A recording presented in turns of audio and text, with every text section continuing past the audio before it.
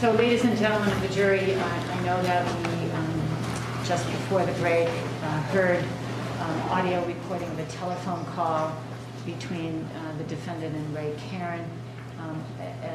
Similar to some other exhibits you've seen, some of that exhibit has been redacted. The redactions were for legal reasons. You're not to speculate as to why or what was redacted from that exhibit. Thank you.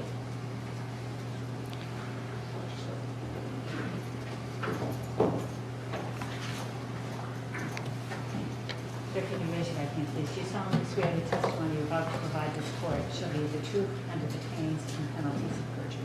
Thank you. Please be seated. Once you're settled and you're close enough to that microphone, if you could state your full name for our court reporter and spell your last name.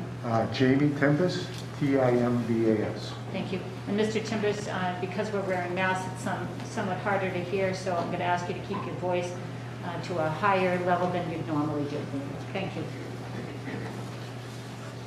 Mr. Timbas, do you know the defendant, William Argie? Yes, I do. Back in February of 2019, less than 2 months before his wife's death, what did the defendant ask you to do with respect to his wife? I met him at a restaurant in Manchester, New Hampshire, at approximately 6 o'clock, and he told me that he had a $400,000 insurance policy on his wife, and he offered to give me half the money if I killed him. The defendant right here, Mr. Argie, asked you to help him kill his wife? Yes, he did. We'll discuss Mr. Argie's solicitation of murder soon. Let's begin with some information about you, okay? What is your role in connection with the business in Manchester known in 2019 as the Poker Room? It's a family-owned business. And what's your role with respect to it? You're an owner or part owner? I'm a part owner, yes. And for about how long have you had that role? About? I've been in the travel gaming business about 27 years. Has the name changed since 2019? Yes, it has. In 2019, it was known as the Poker Room? The Manchester Poker Room, yes. So I'll refer to it as the Poker Room, okay? About how many people worked at the Poker Room at any given time in 2019? On a daily basis or overall? On a daily basis. 25 to 30. And where is the Poker Room located in Manchester? South Willow Street in Manchester. And what type of gambling activities are run at the Poker Room? We have a DraftKings Sportsbook there. We have table games like blackjack, roulette, things like that. We run cash poker and we run tournament poker. For the record, if you can identify in court the person you know as William Argie, the person who who asked you to help him kill his wife. Sitting there in the black suit at the defense table. May the record reflect that the witness has identified the defendant. It will. How did you... Reapproach. Sure.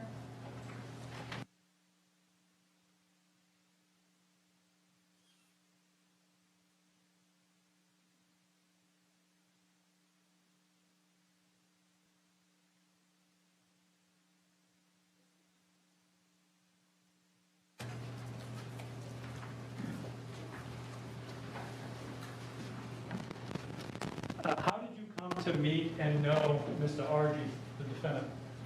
On our property, there is like an urgent care facility. He was working there, and it's adjacent to the building that we're in, and that's how I met him. And did he gamble at your establishment? Yes, he did. From interaction with the defendant at your establishment, did the two of you eventually become friends? Yes, we did. In 2019, for about how long did you know the defendant for? About. Approximately 8 years. And in 2019, what was your relationship to the defendant? He was a customer. He was a friend. I consider him a friend. In addition to the time that the defendant spent at your business on Willow Street in Manchester, did you spend time with him elsewhere in the time when you knew him? Yes, I did. We traveled to Foxwood on numerous occasions together, a group of us together. Did you and the defendant and a group of friends also regularly go out to eat together? Yes, we did. And this was part of friendly activity among friends? Yes, it was. Did you also have the defendant's cell phone number, or did he have your cell phone number during this period? Yes, we did. In the time that you knew the defendant, would the two of you communicate by cell phone, whether it be talking or texting? Yes, we would. After you learned of Maureen Argie's death, did you allow investigators to take photos of text messages that you exchanged between the defendant that you had on your cell phone? Yes, I did. Did you ask for a search warrant, or did you allow investigators to do so just with your permission? Just with my permission. And actually, if you can explain to the jurors how you came to be in contact with investigators. Did they contact you first, or did you go to the police? No, I got a call the morning of Maureen's death from a friend of mine, and I immediately called the Londonderry Police Department to volunteer some information that I might have in regards to what transpired. So I made the initial call to the Londonderry Police. And after you reached out to investigators, did you agree to meet with them and talk about your friend, the defendant? Yes, I did. As of 2019, about how long had the defendant been gambling at your casino in Manchester? About. Probably 6 or 7 years. And how frequently would you see the defendant in your business? Maybe 3 to 4 times a week. And typically, how long would he spend at any given time when he'd be there? Sometimes he would come in for 3 or 4 hours, and sometimes he would stay from open to close, actually. And typically, what kind of gambling activities would the defendant participate in your business? He would play No Limit Texas Hold'em. Mr. Timbas, I'm going to ask you to keep your voice up a little bit more, I'm sorry. okay? Thank you. You also said that in addition to being a customer, he was your friend. Yes, he was. And that among the activities that you did with your friend is that you went to casino trips to Foxwoods. Yes. When the defendant was at these trips, what type of gambling activities would he participate in at Foxwoods? He would play poker, he would play craps, he would play roulette, he would play a lot of table games also. From what you personally observed of the defendant's gambling activities, did he typically win money, lose money, break even? Typically. He would typically lose. From what you observed, Mr. Timbas, as of 2019, about how much money do you estimate that the defendant lost at your business over the years? Estimate. Hundreds of thousands of dollars. Did the defendant ever discuss with you specific debt issues that he had? Yes, he did. I remember an instance we were out to dinner, and it was his turn to pay, and the bill came, and he said to me, "I hope the bill is not over $300. And I said, "Doc, why?" He said, "Because that's all I have left on my credit card." And I said to him, I said, "You know, what was your limit on the credit card?" And he told me $50,000. So, yes, he and I discussed often his financial situation.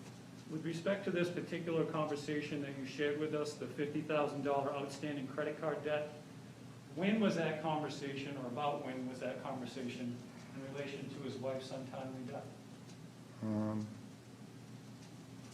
Probably January of 2019, somewhere thereabouts. And in relaying that account for us, you said Doc. And is that how you typically knew the defendant by? Yes. And you said that you were at dinner and it was his turn to pay. Was this one of this group dinner with Yes. you and the defendant and other friends that you talked about before? We would go out periodically, and we would take turns paying for dinner, yes. In addition to knowing the defendant and calling the defendant by his nickname Doc, did you and other people at the poker room also have another nickname for the defendant? Well, on my phone, he was referred to as Crazy Doc. Well, with respect to withdrawals that he'd make at your casino. We used to joke because we used to call him the ATM King, because I think historically, and at our establishment, you could only take out $200 at a time, and every time you did, you'd have to pay a fee, and we used to have a running joke that he was the king of the ATM fees. King of the ATM fees. Yes. In addition to seeing the defendant make ATM withdrawals at your establishment, did you also see him borrow money from other gamblers? Absolutely, yes. To your knowledge, did the defendant owe money to other gamblers at the time of his wife's death? Yes, he did. In the weeks leading up to the death of the defendant's wife, was he continuing to gamble at your business and lose money at your business? Well, I think a couple weeks before Maureen's death, he was at my place, and he was playing at a table, and he moved to our table, and he had a lot of money in front of him, and he ended up losing the money, and he asked me to loan him $1,000, which I did not do. He had dinner, he had drinks, he had a massage from the massage girl, and he said he would be right back, and that was the last time I saw him. In this interaction that I'll ask you a few more questions about when was this last interaction you had with the defendant in relation to his wife's death? About? Probably 3 weeks before, somewhere thereabouts. And this was also after his solicitation of her murder for you? Yes. You said that the defendant brought to your table, were you playing poker at another table, and he joined you and other poker players? Yes. You said that the defendant brought to your table a large amount of money that he quickly lost, or that he ultimately lost? Yes. How much money are we talking about that the defendant lost when you last saw him? Probably $1,500. $1,500? Yes.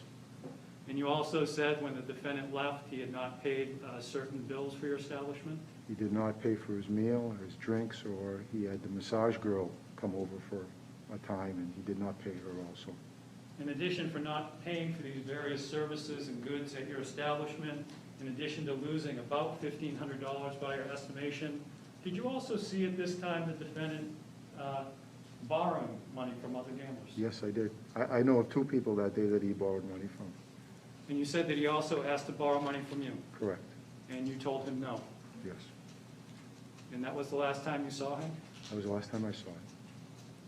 Do you recall him leaving anything behind your establishment that last time when you saw him? He left his credit card. And that credit card, debit card, did you give that to investigators? I did. After you last saw the defendant in March, and before you heard about his wife's death, did you attempt to contact him by cell phone? By text, yes.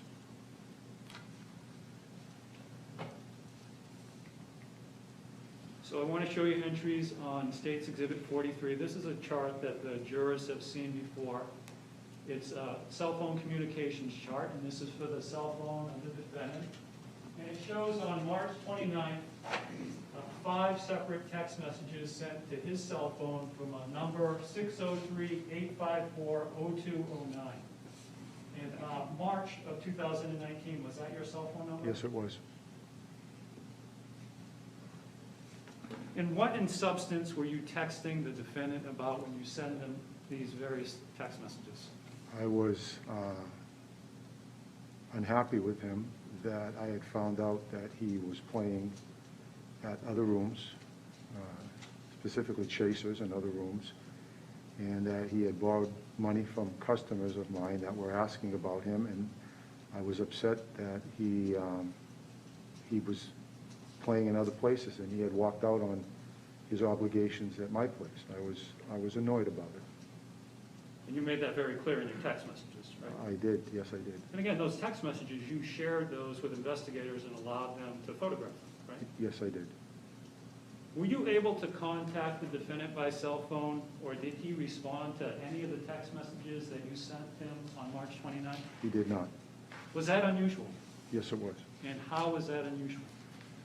Because we would, in the morning, sometimes when we were setting up the first table of the day, I would communicate with some of the customers that wanted to be on that first table, and we would communicate regularly that, I'm setting up the game at noontime, do you want a seat? So, I mean, he always usually responded to me quickly to my text. This was unusual for him. Now, you shared with the jurors that you knew the defendant, your friend, as Dot, that you and other people at the business referred to him sometimes as the king of the ATM. Was there also a time in early 2019 where the defendant wanted you to call him or text him by the name of Tex? Yes. If you can explain that for the jurors.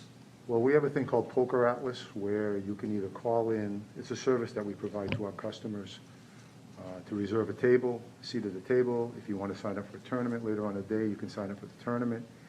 And I came in one day and he was standing at the counter and I said, I didn't see your name on Poker Atlas and you didn't refer to me. And he pointed to we have a board and he said, that's me. And I said, who? He said, I'm Tex. Hold on a minute.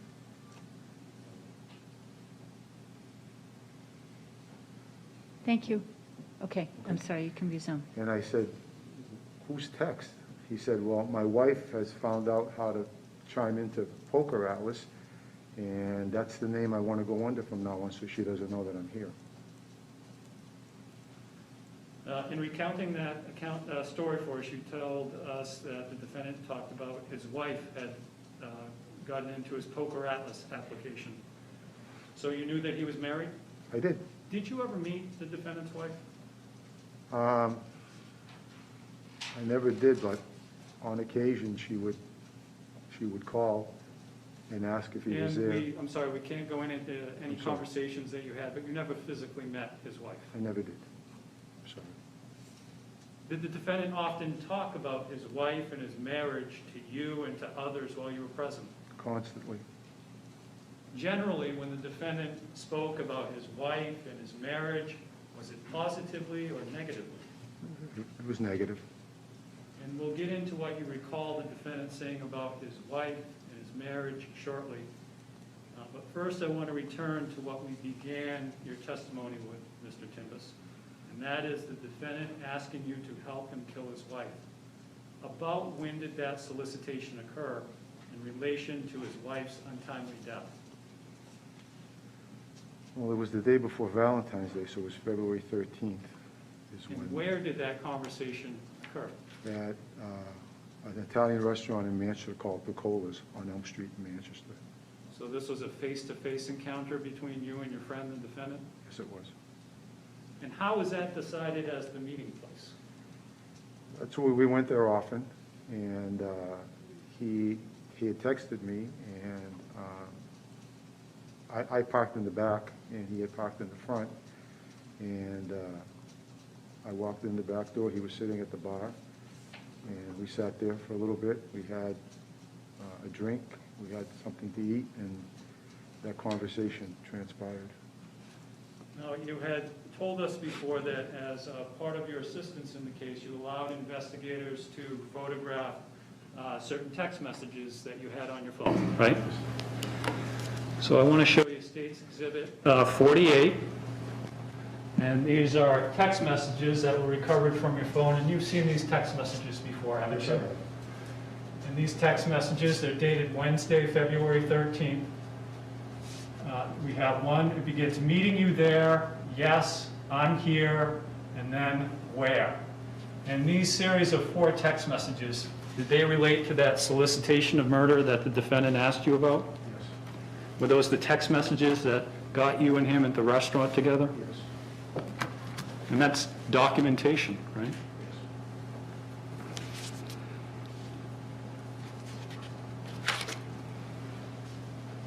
When you saw the defendant at the restaurant, was he there alone or was he with anyone? He had parked in the front. As I said, I parked in the back, and he was alone. He was sitting in the car. And how about yourself? I was alone.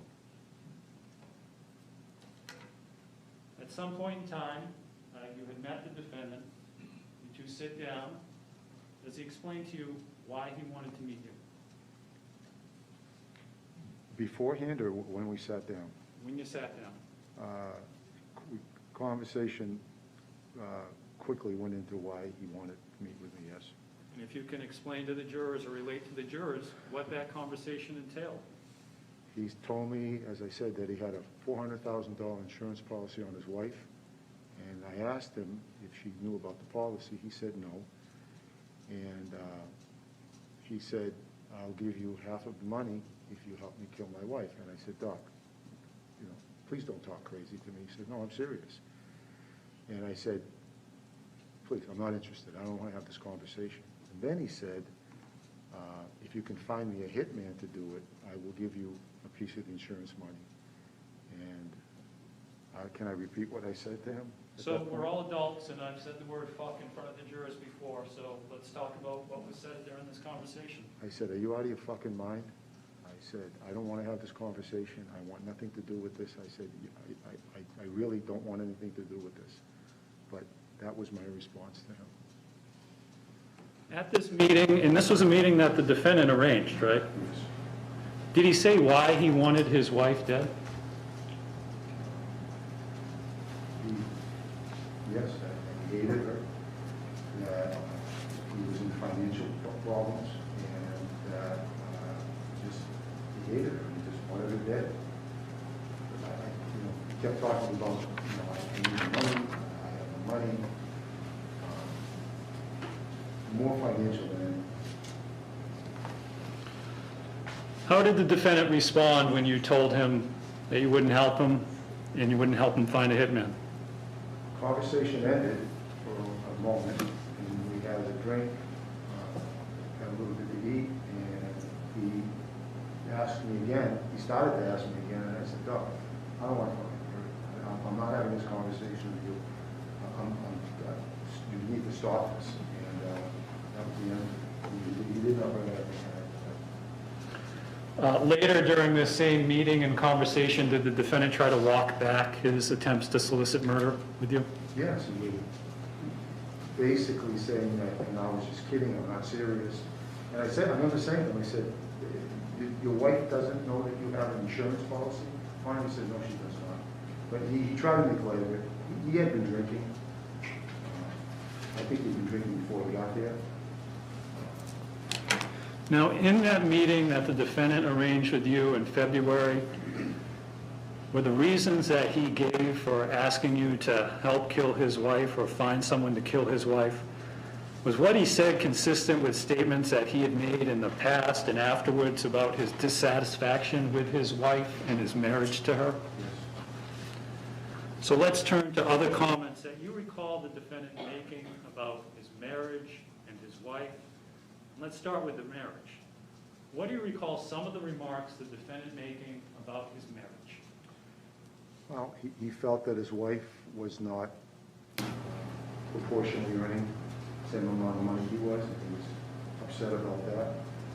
I remember there was an instance where he was professing that he was going to go, I think, to North Carolina to go to law school. There was something. Before that, he had apparently been offered a job somewhere down in Carolinas that she did not want to go.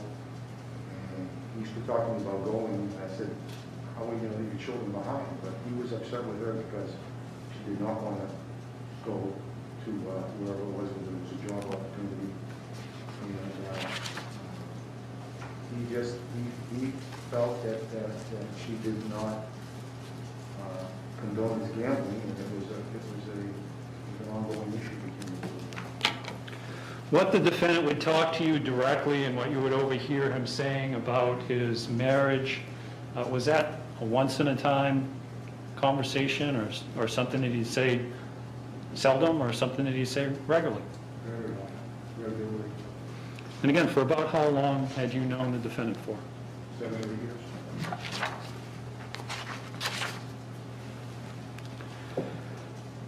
So we've gone over some of what you remember the defendant saying about marriage. What about his wife herself? What did you hear the defendant say about his wife? Well, And again, we're all adults. You need to testify about what you remember the defendant saying about his wife. that he hated her, that he found her disgusting, that she was fat, that unattractive, just horrible things. I mean, he said terrible things about his wife on a regular basis. Terrible things. With respect to the defendant talking about his wife being fat, being ugly, unattractive, did that conversation or conversations continue up to the last time when you saw the defendant? Yes. You skipped out of your business? Yes. And again, these conversations, what the defendant would say about his wife, was this a once-in-time thing, seldom thing? Was this a regular thing that the defendant would talk about when he was around you and when you heard him talk to others? It was common, very common. And it got worse. It got worse the last 6 or 8 months. It got worse. It was vile. It was more vile, I thought. Which is the next topic I wanted to talk to you about. We've talked about the actual solicitation of murder in February at the restaurant. Outside of that, did the defendant talk violently about his wife? I remember sitting next to him one day at the poker table, and he turned to me and he said, "You know, if you stick a hypodermic needle in someone with nothing in it while they're sleeping, that they would die and no one would ever know how they died." And I said, "Doc, what are you talking about?" He said, "I'm just telling you, the air bubble will go into them and they would die, and it would look like a heart attack or an embolism or something, and, you know, I don't remember him saying the perfect crime, but he said," I said, "Doc, what are you talking about?" He said, "Nothing, no, nothing." Well, why are you talking crazy? I remember having that conversation with him. In addition to that conversation, would you hear the defendant talk and threaten to kill his wife, other than that act of solicitation at the restaurant? Yes, he often said that he would be better off without her. Yes, he did. And Mr. Timbas, I want to circle once again back to that meeting with the defendant at the restaurant in Manchester 2 months before his wife's death. Do you recall the defendant, bless you, talking about how he wanted his wife to be murdered? Bless you. He wanted to make it look like an accident. And how so? He wanted to make it look like she killed herself. And do you recall anything else about that? I do not. You remember talking to investigators? Yes. And would reviewing a transcript of that interview or one of those interviews refresh your Yes. recollection? Page 11.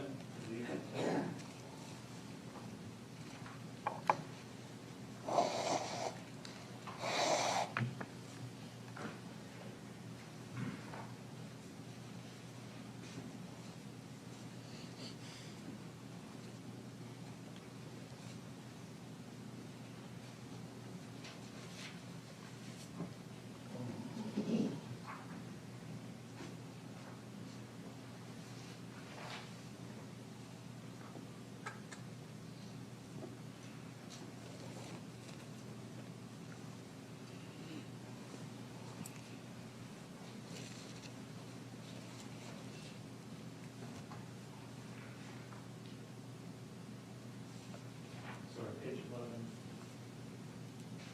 Phone call. Sorry about that, Mr. Timbas. So you remember the very first time that you contacted the police was when you actually telephoned the police? Yes. And you're aware that telephone calls with the police at the station are typically recorded. And so I want to show you a transcript of your telephone call to the police. And I want to focus your attention on page 11, but feel free to read anything before that and after that to yourself. When you're done, just look up so I know, so I can follow up with a question.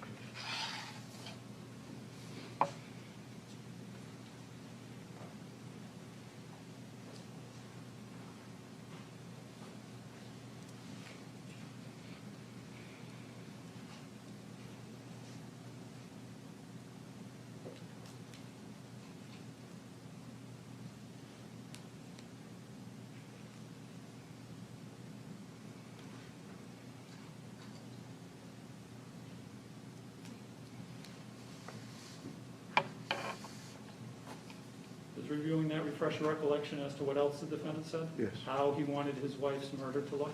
He wanted to make it look like a suicide. And did he also talk about how she was sometimes depressed? He said that she suffered from depression, and he wanted to make it look like a suicide. Yes. And that's how the defendant explained he wanted people to believe his murder was a suicide because she suffered from depression? Yes. No further questions.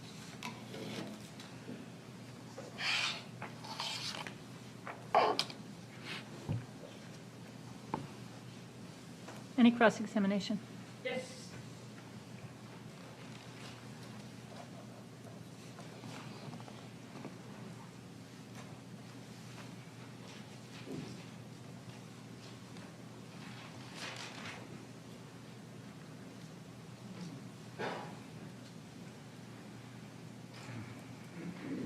About when was the time that Bill asked you to change his name to Tex for the Poker Atlas in 2019? Probably around January, somewhere thereabouts. Okay. In January. So at that time, he told you, I'm trying to avoid having my wife detect me. Correct. So you knew there was issues between Bill gambling and his wife not liking it. Yes. And that was in January. Yeah? Yes. As I recall, it was January, yes. And you would get calls from her looking for Bill at your establishment. It happened twice. And you lied to her about whether or not he was there. I did lie twice to her, yes, I did. And in March, you're saying that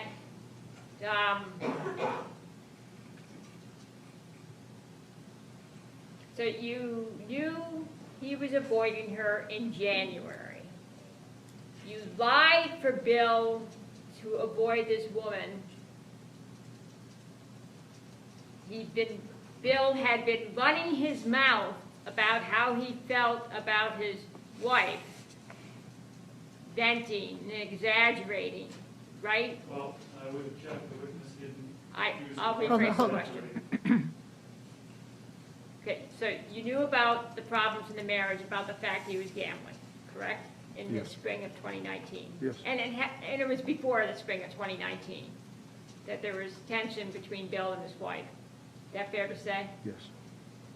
And, Hold on just a second, Counsel. Mr. Timbas, I do need to ask you to keep your voice up, okay? Yes. Thank you. you never tried to meet this woman that Bill said he couldn't stand, right? Well, may I answer the question? I sat with Bill numerous times and said to him that your kids are still young, that you don't want them to see the person that you are. And I multiple times had a conversation with him saying, it's not too late to change. You need to change your ways before your kids get old enough and they really see you for who you are. And you know you're not proud of who you are. He and I had multiple conversations about that. Multiple times about his children and his family. Okay, I appreciate the answer about his children's, but you never tried to meet his wife. Is that accurate? I did not.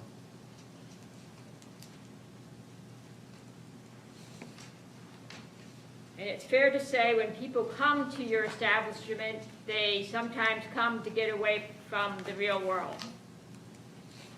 I don't know the answer to that question. I don't know the answer. Well, let's talk about your business. You own casinos, I do. and your family business is you and your wife. Me and my wife, and we have another partner, yes. There's three of us. Okay, and you have a business in Manchester, We have multiple casinos. business in Keene, Yes? business in Lebanon, Yes? Northampton. No. You were thinking about getting one in Northampton. I don't understand the question. Okay. So you're in the business to make money. Well, one of the things we do, yes, but one of the things we do is we have, over the 27 years that we've been in business, it's called charitable gaming because 35% of the gross revenue that we generate goes to a charity, the charity that night. And in the last 27 years, I think a fair estimate of the amount of money that we've raised for charity is probably in excess of $100 million. So, yes, it is for profit, but there's a lot of good that comes out of what we do also. So, so the balance of the 65% is the amount of money you've made. No, 10% of the gross operating revenue goes to the state. And out of the 55% that we keep, we pay payroll, we pay rent, we pay utilities, we pay all other costs associated with running the business. And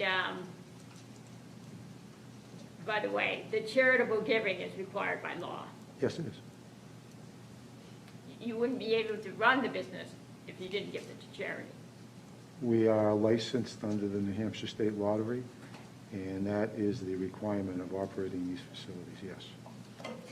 Are people able to hear the witness? Okay. Thank you. I just want to explain, I think we've gone through it with a couple of witnesses, but the ways that you make money, earn money, you do it by the poker tables, you collect like commissions, like rakes, Collect a rake on every hand, yes. and that's a commission on what the percentage of money that people put into the game. No, it's a standard $5 rake per pot. And so the more games that people play at the poker game, the more money your establishment makes. The more hands that are dealt, the more money we make, yes. And then there's games that involve a dealer, such as a roulette game. Correct. And in that sense, if nobody wins, the establishment takes all the money.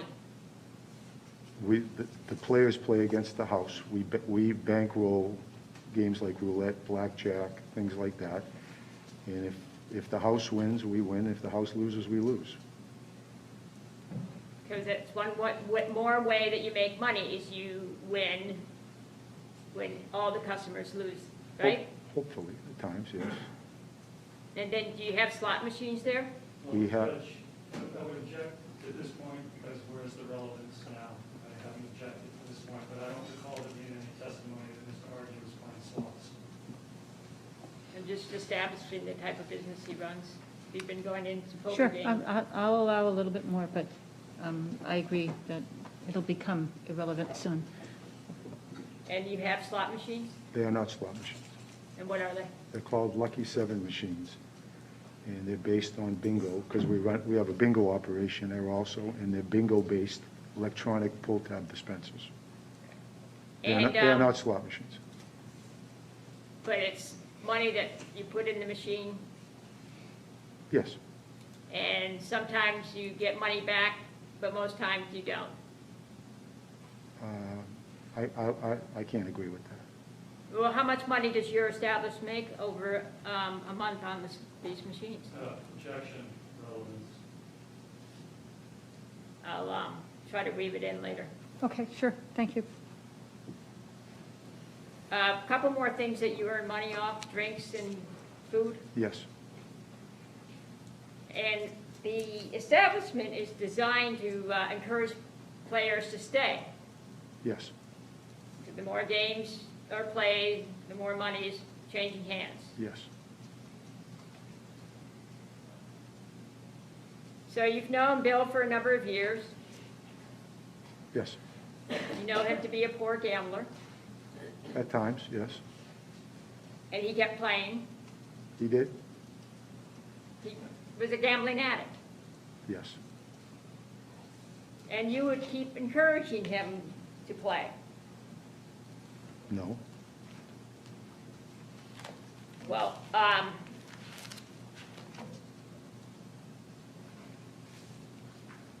you know those texts that you allowed the police to photograph? Yes. There's one on February 1, a text. Well, I would object because it appears she's going to be reading from something that's not in evidence. I'm just Okay. asking if something happened. Yeah, I'll allow it. But if you want to know which one it is JPEG 123 from CD 31. On February 1st, did you text, or just sound something like you would do, text Bill saying, playing at noon? Yes. And he would say, yes. Yes. Good, see you at noon. Come hungry. Yes. So you would invite him to play. This is in February 1st of this 2019.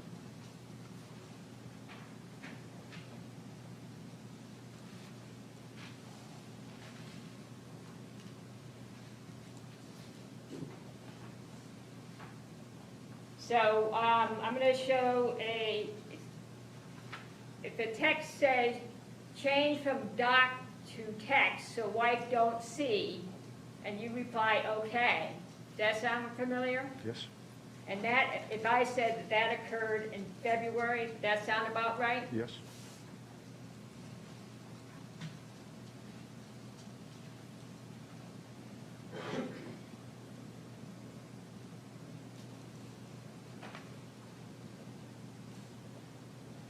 And a text on February 6th saying playing at noon text. And sometimes he would say no. Yes,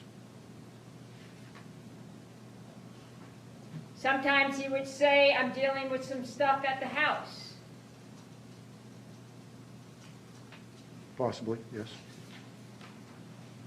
Sometimes he would say, I have to work. Possibly, yes. And That's actually objection, hearsay. I will rephrase it. Okay, the objection is sustained. And you would continue to ask him whether or not he was coming to play at noon. What's your definition of continue? Pardon me? What's your definition of continue? Well, I could, February 16, playing at noon. As I said in my earlier testimony, the first table that was set up of the day was a pretty coveted table. So I would reach out to the regulars on a regular basis to ask them if they wanted a seat for when we opened. Yes, I would do that on occasion. So on February 16, you reached out through regular Bill Argie, playing at noon. Yes, February 16, just days after, you say that Bill tried to solicit you to commit murder. yes, So instead of saying, I'm not dealing anything with this guy, you invited him to continue to play at your establishment. I mean, he said it so often, I never took him seriously, to be very honest with you. That's why I never said anything. He said that so often that I never took him seriously. That's the answer. So going to an establishment off your premises, and he said, or it didn't happen, I'm sorry, I don't understand the or the question. conversation never happened. The conversation did happen. You didn't mark it in the calendar, did you? No, You didn't tell anybody at the bar, did you? I went home and told my wife that night. And I went back into the poker room the next day and I told people what happened, yes, I did. But as I You said, didn't call the police that somebody attempted to solicit you to commit murder, did you? he said it often to me, I didn't take it seriously. I did not take it seriously. You never tried to meet Maureen No, I didn't. because you didn't take him seriously, right? I don't understand the question. Because you didn't take him seriously, I did not take what seriously? whatever he was venting about. You thought he was just venting. No, I was well aware that his home life was in shambles and that his marriage was disintegrating and that he couldn't stand his wife.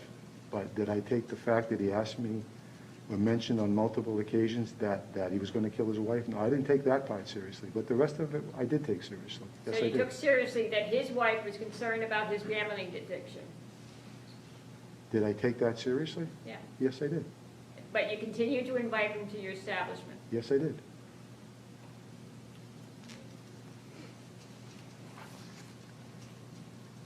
By the way, you sat on the first table, right? On occasion, I did, yes. And you're a good poker player. That remains to be seen. That's why you're in the business. You like playing. I'm in the business because it supports my wife and my children and my grandchildren, and it's a good way to make a living, and we do a lot of good things for charities, as I said earlier. It's part of it. The main part is it's a very good business for my family. You like to play poker. I enjoy playing poker. And you invited Bill to play with you repeatedly. I invited multiple people to play with me repeatedly. And you invited Bill. Yes, I did.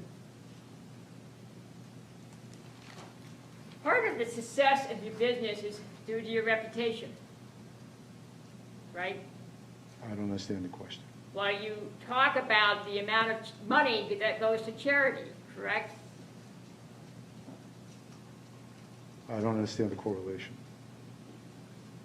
You like to talk about the amount of money you give to charity because it makes your business look good. No, I like to talk about the amount of money we raise for charity because we're doing a really good thing for charities that really need the money. That's the beautiful part of the business that we run. That's the rewarding part of the business that we run. And it helps your business to know how much money you give in charity. Helps my business how? Well, people like to come in, your customers like to come in and think they're helping charity when you say that proceeds go to charity. I think that a majority of my customers like that aspect of what's happening. Yes, I do.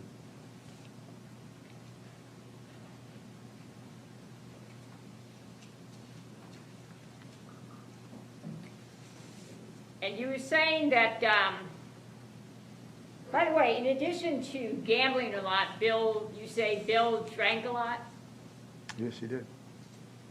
And you had to kick him out of the business once or twice because of that? Shut him off on a regular basis. I've asked him to leave for numerous reasons on occasion. That was one of them. Okay. And because one of the things you want to do is keep your place peaceful. Yes. And sometimes Bill got loud. Well, when you mix alcohol with gambling and socialization and all of that, sometimes things don't go the way you want them to go.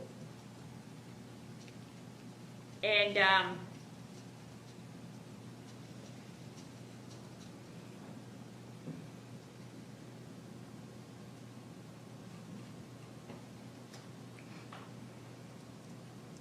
another thing that you like to make sure of is that your customers that loan each other money, that they get paid back.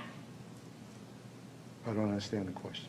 Well, it's better for your establishment that your customers pay back loans that they take from each other.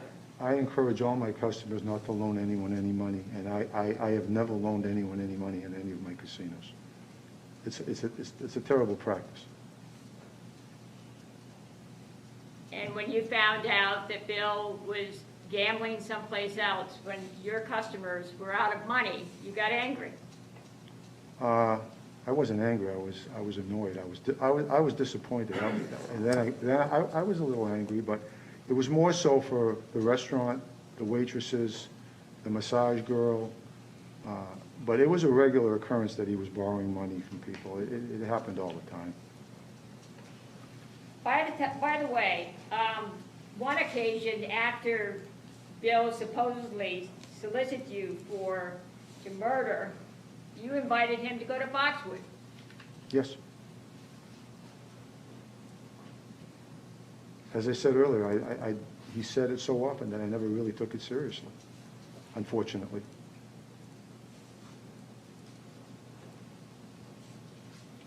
So the state was pointing out to a series of texts that you sent to him on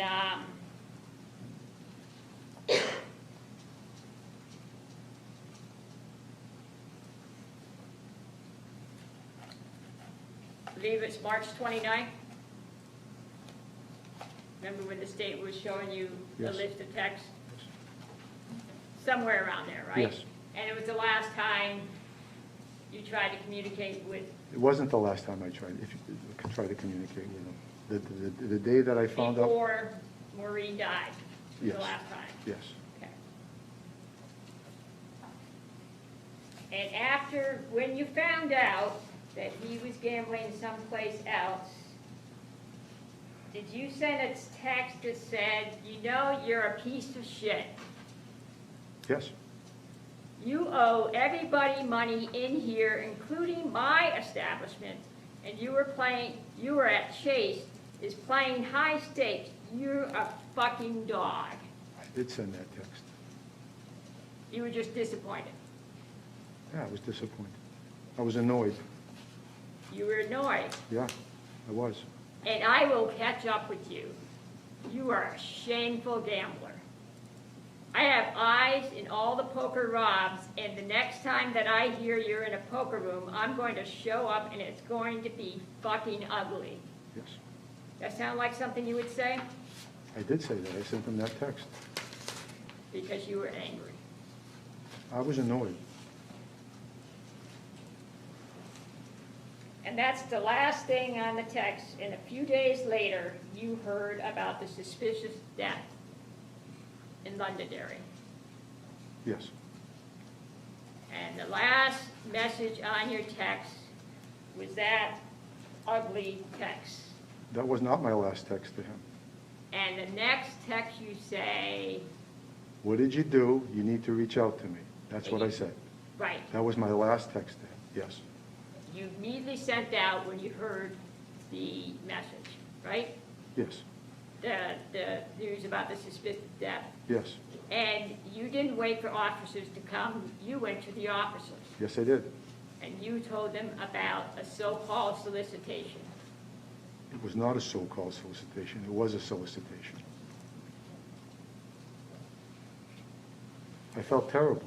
I felt guilty. I felt that I should have done something. I felt this time I should have taken him seriously. Yes. I felt terrible, and I still feel terrible. I feel responsible.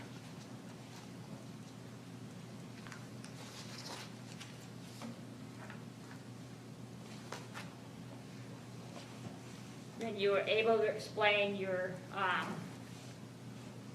angry text, right? Your text to Bill on March 29th. Was I able to explain it? Yeah. I admit that I sent it because I was annoyed that he had gone somewhere else and not fulfilled his obligations at my place. I was annoyed about that. Yes, I was. And I did send that text. If I may have a moment, John. Sure.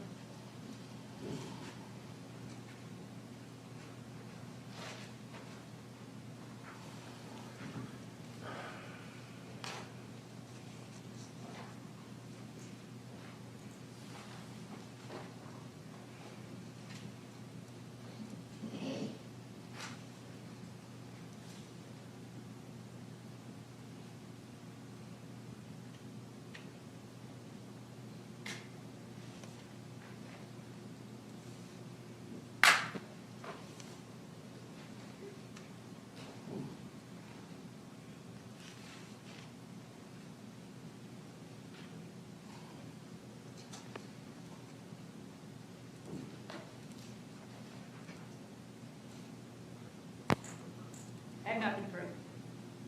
Any redirect? No, thank you. Would this witness be released? Yes. Sir, you can step down, you can stay or leave as you choose. Thank you. State next calls David Lang.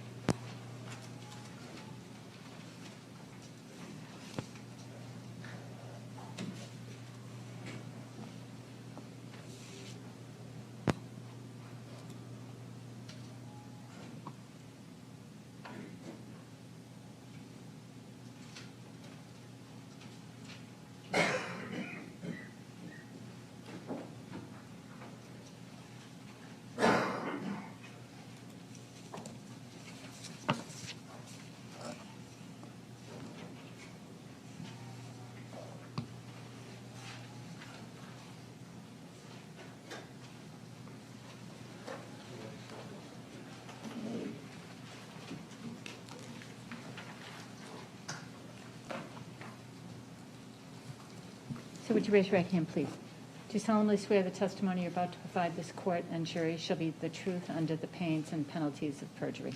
I do. Thank you. Please be seated. After you're comfortable and near that microphone, if you could state your full name for our court reporter and spell your last name. David Lang, L-A-N-G. And Mr. Lang, I want to remind you, we're all wearing masks. It's a lot harder to hear other people talking, so I'm going to ask you to keep your voice up at all times when you're answering questions. Thank you. Mr. Lang, back in 2019, where did you live? 122 West Road in Londonderry. And from your time living at 122 West Road, did you come to know the people who lived at 118 West Road, William and Maureen Argie and their 2 children? Yes, we did. And do you see William Argie here in the courtroom today? I do. And if you can, please identify him for us. Gentleman sitting over on the black. The record reflect that the witness has identified the defendant, Mr. Argie. It will.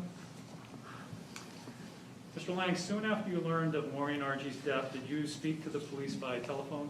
Yes, I did. Did you also later talk to investigators in a recorded interview? I did. I want to get back to your familiarity with the defendant in 2019. Did you come to know the defendant from being neighbors with him on West Road, or had you had some other connection with him?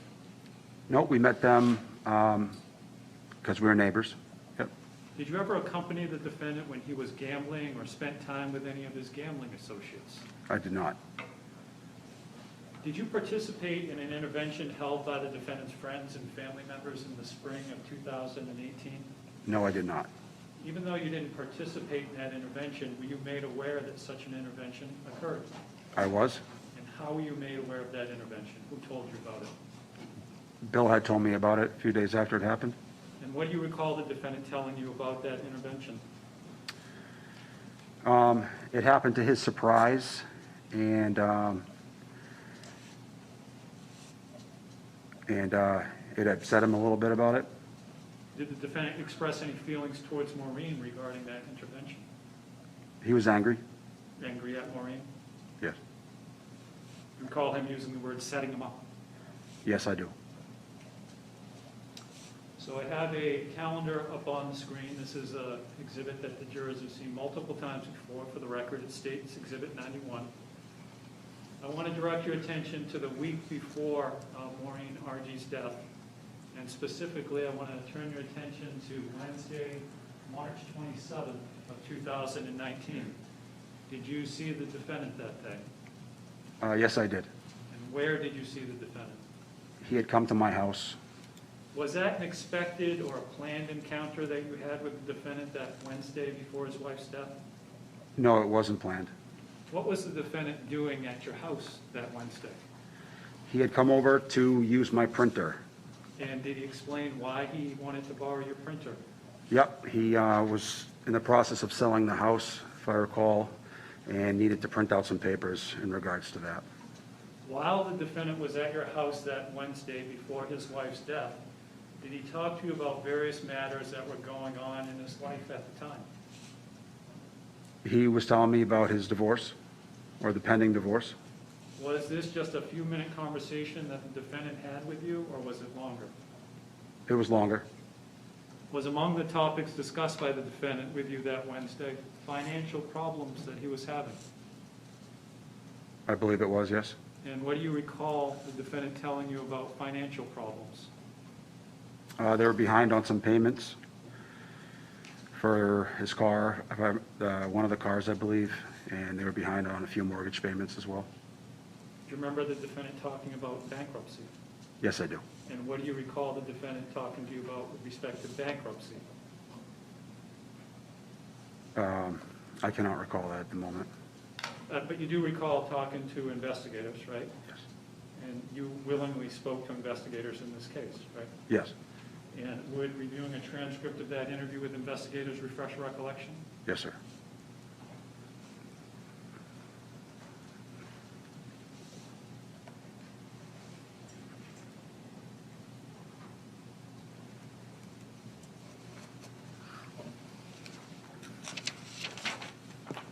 So page 5, Counselor.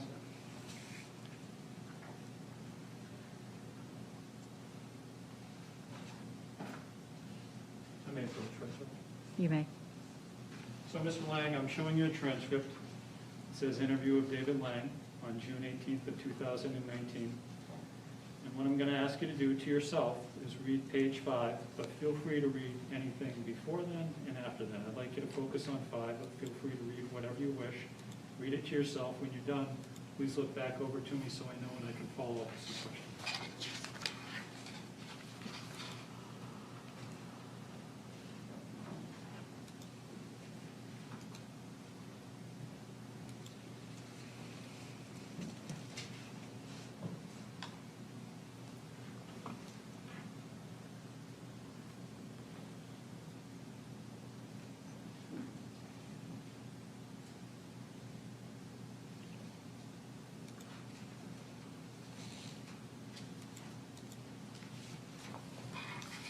Does that refresh your recollection as to what the defendant told you with respect to bankruptcy? Yes, it does. And please, what you remember. He said that he didn't want to file for bankruptcy, but he might. He thought it was a low point if he was to have to done that. And I explained to him that my father-in-law had done that, and it was like a reset for him, and he's a successful businessman now, but just because you file for bankruptcy doesn't mean that it's the end. With respect to low point, what you told the investigators was that Mr. Argie thought it was as low of a point as you could possibly get, right? Yeah, yes. Am I reading that transcript right? Yes, sir. From discussions that you had with the defendant, were you aware of employment issues that he was having in addition to the financial issues that he told you about? Yes, I did. Did the defendant tell you in substance that he was having a hard time finding employment? Yes.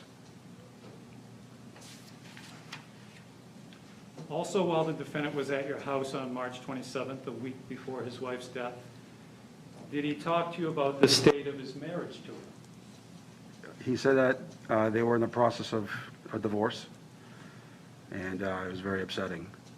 Who was divorcing who, according to what the defendant told you? She was divorcing him.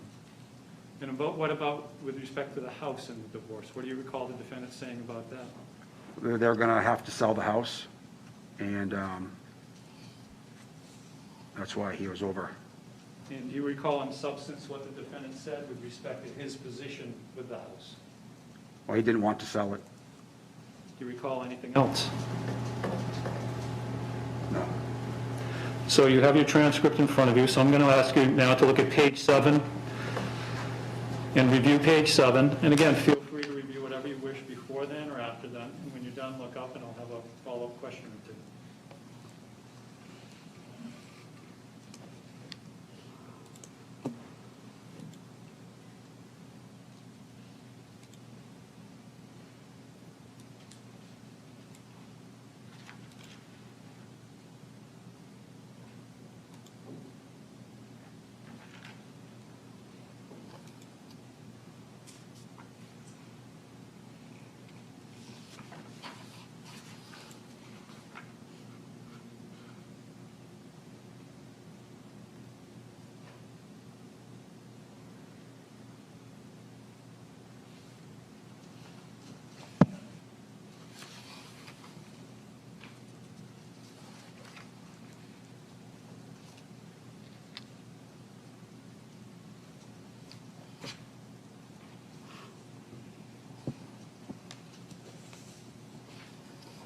Does that refresh your recollection as to anything else the defendant said with respect to the house and the divorce?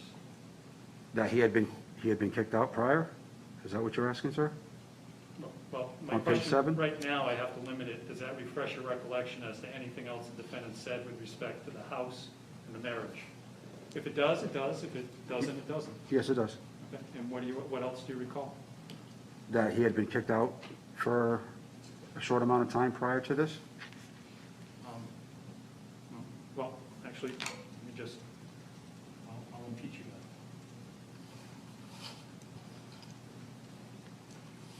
Page 7. then. No problem.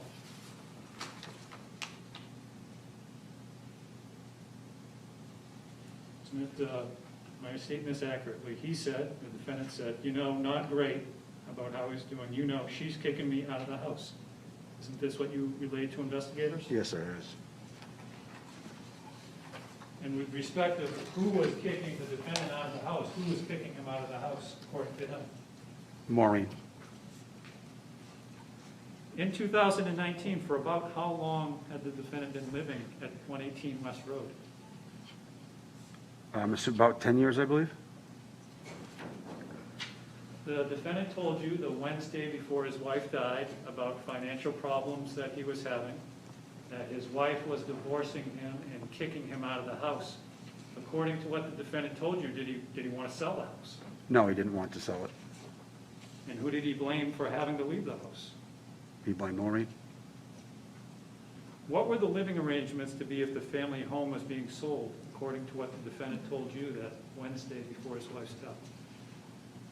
He was planning on moving to Maine temporarily to a vacation home, I believe, that his family had, and Maureen was going to take the children and live with Bill's mother in Manchester temporarily. Mr. Lang, describe what you remember about the defendant's demeanor when he was discussing his financial straits, his wife divorcing him, his wife kicking him out of his home, and being relocated to Maine. What was his demeanor when he was talking to you about this? He was distraught. Do you remember telling investigators he was in a dark spot? I do. What do you mean by that? He was very depressed and felt like there was nothing positive in his life at the time. He was angry. He was angry, yes, sir. What was the defendant saying about his wife's role in the problems that he was discussing with you, that you recall? He blamed her for most of it, For most of it? if not all of it, yes. Well, according to what you told the investigators, the defendant thought that she had taken everything from him, right? Yes, I did say that. According to what you told investigators, the defendant told you a couple of times that he believed she had taken everything from him, right? Yes, And he seemed angry, right? yes.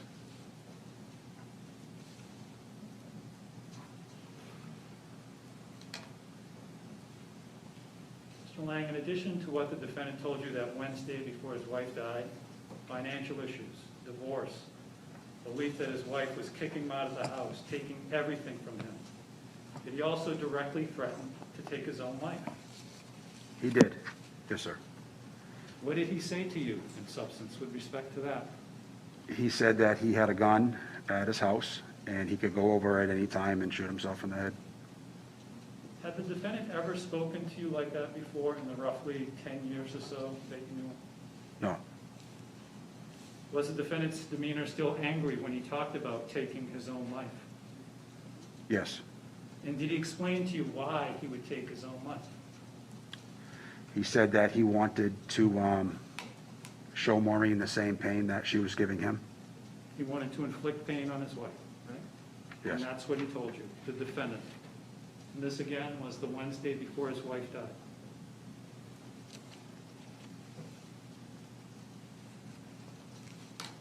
One moment. No further questions, Mr. Lynn.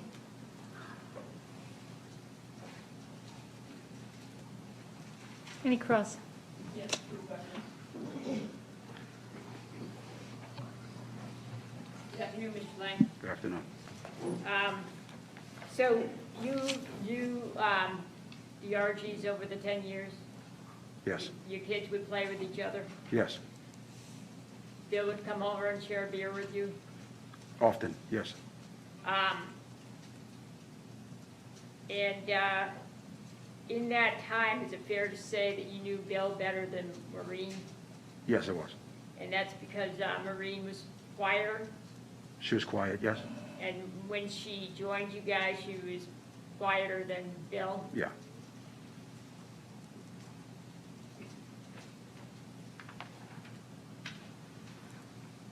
And when you said that Bill was distraught on Wednesday, April 3rd, while he was talking to you, what were you saying to him?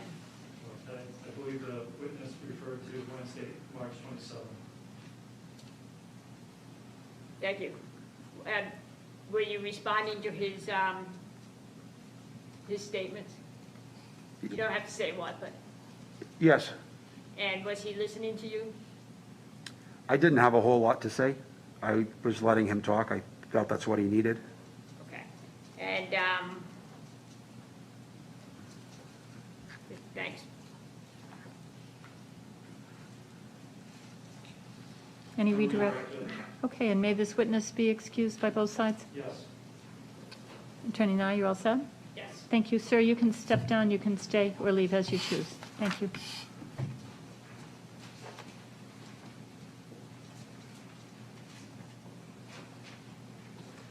So Judge, as we discussed, that's the end of the witnesses we can present today. Our remaining witnesses are being flown in tomorrow.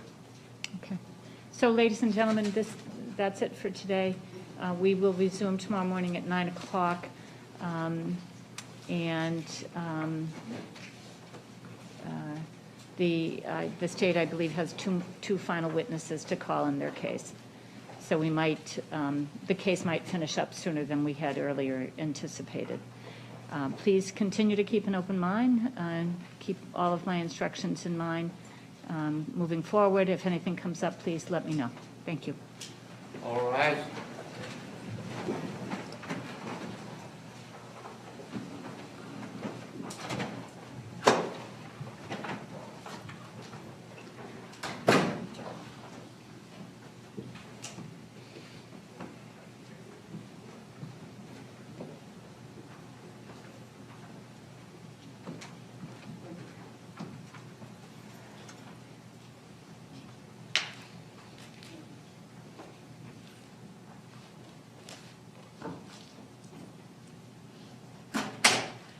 I know during a quick chat with counsel up at the bench, I shared with them that I, have a seat, everybody. I shared with them that I had received information through the deputy clerk that media was interested in sharing the pictures of the crime scene via their